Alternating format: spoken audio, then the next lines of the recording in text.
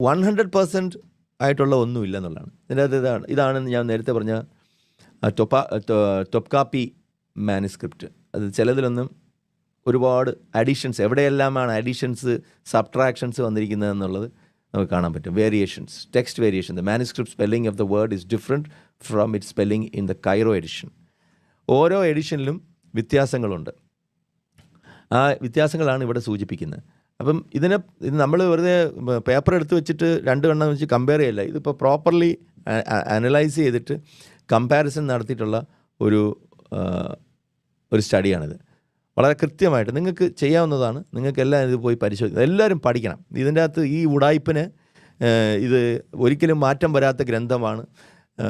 മാറ്റമില്ലാതെ എക്കാലവും നിലനിൽക്കും. പിന്നെ എങ്ങനെയാണ് ഇത്രയും മാറ്റങ്ങൾ വന്നത്? അത് കൃത്യമായിട്ട് അവർ എഴുതിയിട്ടുണ്ട്, കൃത്യമായിട്ട് രേഖപ്പെടുത്തിയിട്ടുണ്ട് വിത്ത് സോഴ്സ് മെറ്റീരിയൽ. ഇത് ചിലതെല്ലാം